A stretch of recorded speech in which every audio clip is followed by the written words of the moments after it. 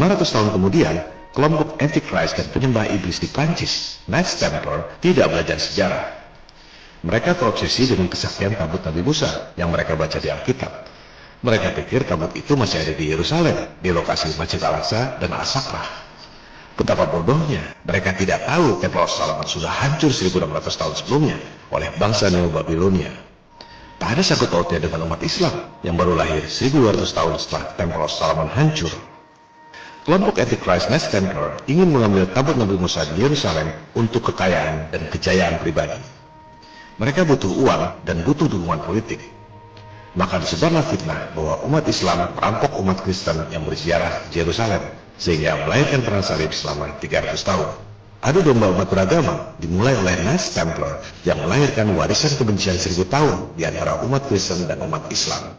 Aliran Raja Nimrod ini memang membenci ketuhanan dan agama, mengadu domba umat beragama untuk memperoleh kekayaan dan kejayaan. Perhatikan nama awalnya, The Poor Fellow Soldier. Mereka tadinya adalah tentara miskin. Logonya satu kuda 2 orang, karena tak mampu beli kuda sendiri. Melalui adu domba umat beragama yang melahirkan perang salib 300 tahun, sekte penyembah iblis yang awalnya satu kuda 2 orang itu menjelma menjadi The Bank of Europe. Knights Templar memiliki jaringan dari Eropa sampai Timur Tengah.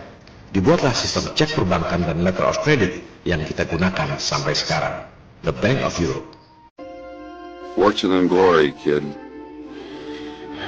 Fortune and glory. Knights Templar kemudian memberi hutang pada raja-raja, termasuk Raja Prancis. Jurus membangkrutkan negara lewat hutang sudah dimulai 1000 tahun lalu oleh Knights Templar. Elit global hanya meniru apa yang dilakukan Knights Templar 1000 tahun lalu. Mereka tak peduli perang selama 300 tahun. Tak peduli memakan korban jutaan orang. Yang kita anggap sebagai perang yang mengerikan, buat mereka adalah pesta yang mendatangkan banyak uang. Yang kita anggap sebagai pembunuhan yang keji, mereka anggap ritual kurban yang suci. The Antichrist, Al-Masih Ad-Dajjal.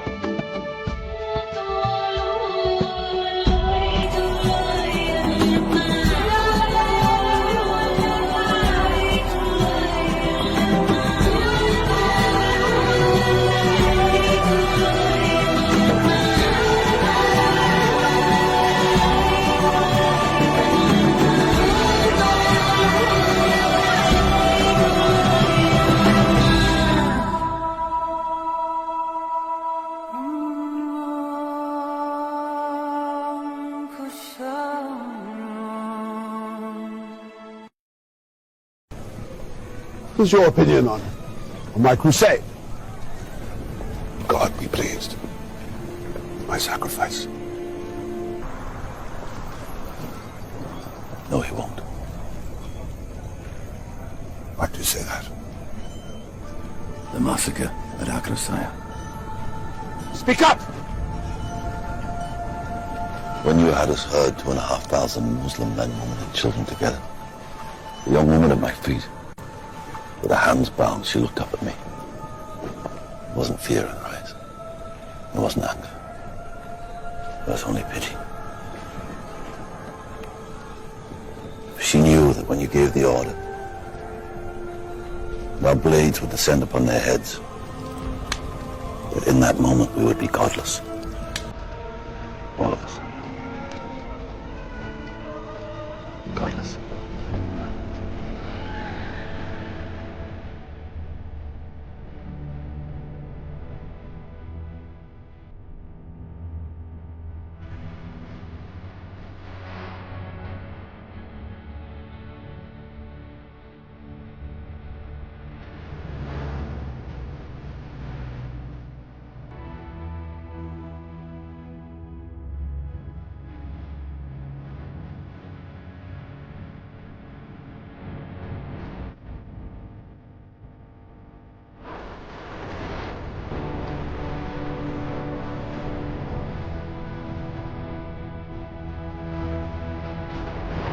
And let's remember here, the people we are fighting today, we funded.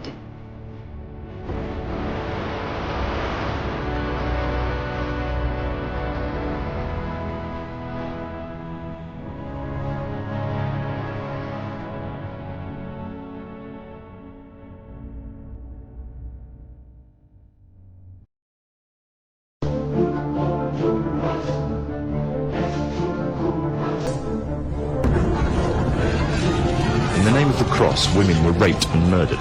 Children were put to the sword, and it is said that blood ran in the streets knee-high to the horses. 20 years after Jerusalem was taken, the Dome of the Rock was seized by a group of warrior monks calling themselves the Knights of the Temple of Solomon, or more simply, the Knights Templars. In 1307, King Philippe of France arrested them for charges of denial of Christ, homosexuality, and idol worship, as well as magic.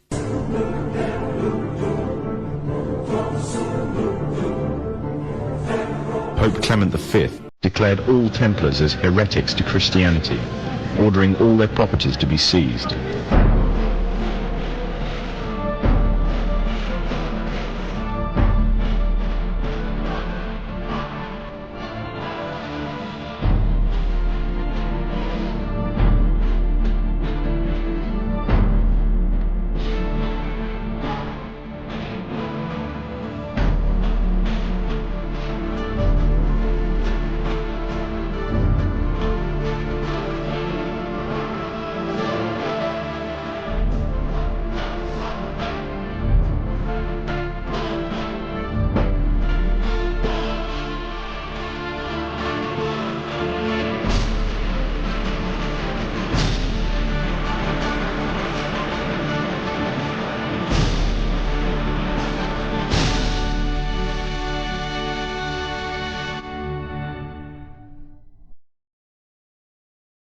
The Templars were cornered, and just when it seemed they were finished forever, a glimmer of hope arose from a seemingly certain end.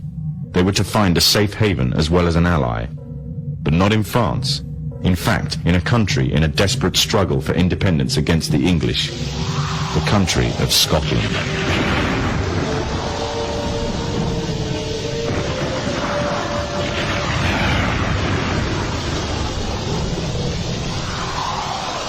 For some, Scotland's hope of independence had died with the death of William Wallace.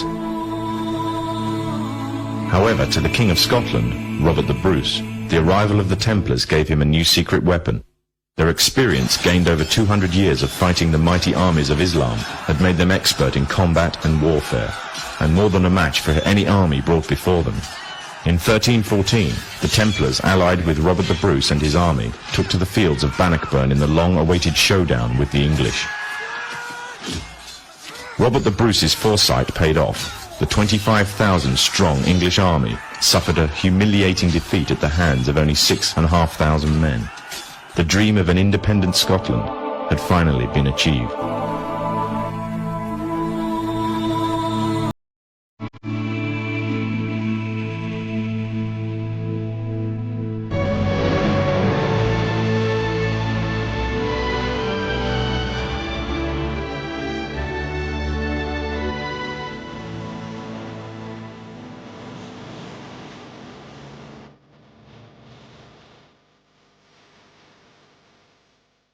The Templars had brought themselves back from the brink of destruction, and never again would they allow themselves to be destroyed.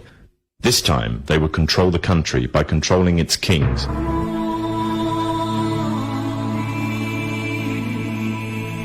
And in order to preserve their secret order, the Templars would have to die, or more precisely, the name would have to die. Their descendants became the true power of Scotland. In 1603, the death of Queen Elizabeth I left England without an heir to the throne. By virtue of descent, King James V of Scotland became King of England.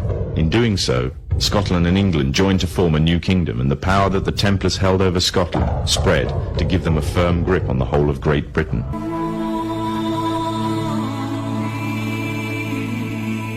All the time they were planning, regrouping, and infiltrating positions of power in all corners of the kingdom. They had grown in both number and strength, and were now ready to coin a new identity, free from their reputation of the past, and given credibility by none other than the monarchy and aristocracy of England. And the name they chose for themselves was a name that would be known by many, but understood by a few. This new name, the Freemasons. Demikian klip yang sangat bagus dari topinfopost.com. Sengaja saya cuplik agar jelas bahwa semua yang saya sampaikan dalam pemaparan konspirasi bumi datar ini bukan pendapat atau opini saya sendiri, melainkan hasil riset. Saya hanya merangkum dan memperjelas. Sulit memahami flat earth jika tidak paham elit global.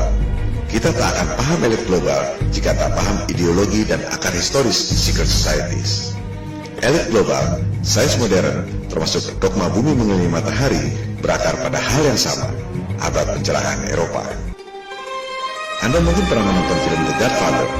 Maaf ya, yang mungkin Anda tidak tahu, The Godfather yang sesungguhnya adalah yang melahirkan abad pencerahan Eropa.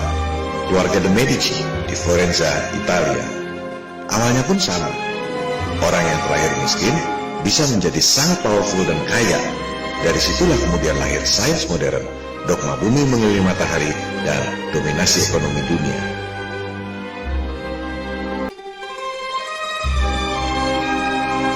Anda lihat sendiri, para arsitek abad pencerahan Eropa seperti Michelangelo, Leonardo da Vinci, Galileo adalah anak asuh sang Godfather, the Medici. Dari situlah lahir istilah Freemason, tukang batu yang berpikiran bebas. Dogma bumi mengelilingi matahari dimulai dari situ. Diajarkan di sekolah-sekolah sejak abad ke-16, meski sebenarnya Galileo tak dapat membuktikan teorinya. Jika bumi berputar mengelilingi matahari, maka rasi bintang seharusnya berubah setiap 6 bulan. Ini yang disebut sebagai stellar parallax yang sudah kita bahas di episode 3. Rasi bintang tidak berubah.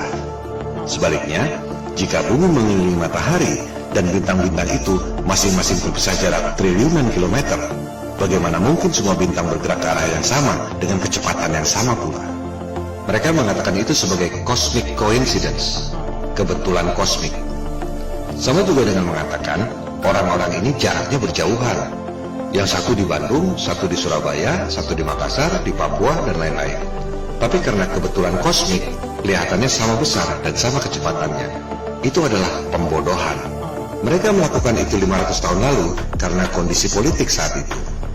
Kaum Freemason ingin lepas dari otoritas agama. Mereka punya dendam sejarah. Diburu, dibunuh, dibakar oleh paus dan rajanya sendiri. Dikucilkan oleh masyarakatnya sendiri. Jumlah mereka sedikit. Tak akan bisa melawan umat yang banyak. Apalagi orang rela mati demi agama. Oleh sebab itu, dogma agama harus dihancurkan lewat Tuhan palsu berkedok sains modern.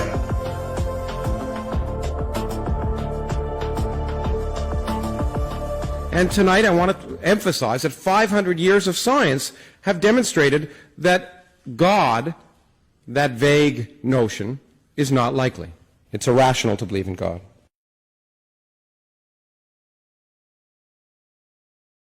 The God of the Old Testament is arguably the most unpleasant character in all fiction. Jealous and proud of it, a petty, unjust, unforgiving control freak, a vindictive, bloodthirsty ethnic cleanser, a misogynistic, homophobic, racist, infanticidal, genocidal, filicidal, pestilential, megalomaniacal, sadomasochistic, capriciously malevolent bully.